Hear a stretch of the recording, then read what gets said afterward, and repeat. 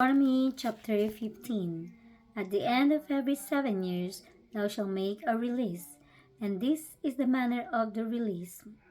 Every creditor that lendeth aught unto his neighbor shall release it, and he shall not exact it of his neighbor or of his brother, because it is called the Lord's release.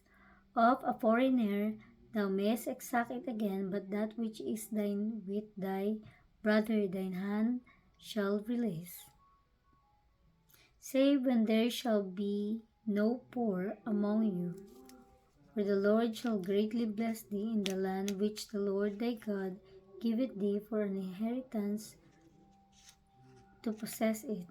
Only if thou carefully hearken unto the voice of the Lord thy God, to observe to do all these commandments which I commanded thee this day, For the Lord thy God blesseth thee, as he promised thee, and thou shalt lend unto many nations, but thou shalt not borrow, and thou shalt reign over many nations, but they shall not reign over thee. If there be among you a poor man of one of thy brethren within any of thy gates in thy land, which the Lord thy God giveth thee, thou shalt not harden thine heart, nor shut thine hand from thy poor brother, but thou shalt open thine hand wide unto him, and shall surely lend him sufficient for his need in that which he wanted. Beware that this be not a thought in thy wicked heart, saying, The 7th year, the year of release, is at hand, and thine eyes be evil against thy poor brother, and thou givest him naught.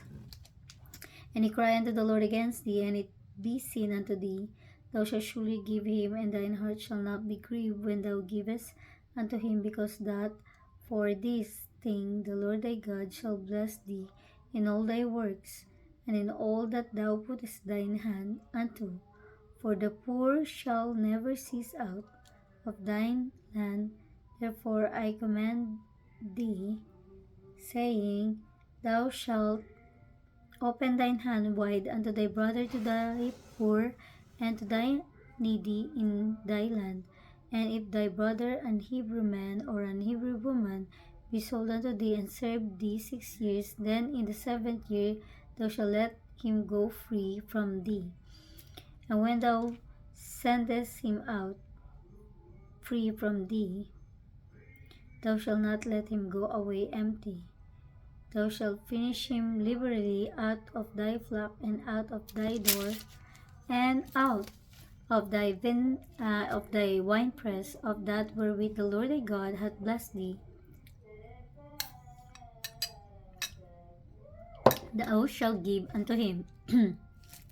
And thou shalt remember that thou wast a bondman in the land of Egypt, and the Lord thy God redeemed thee. Therefore I command thee this thing today. And it shall be, if he say unto thee, I will not go away from thee, because he loveth thee and thine house, because he is well with thee, then thou shalt take an owl, and thrust it through his ear unto the door, and he shall be thy servant forever.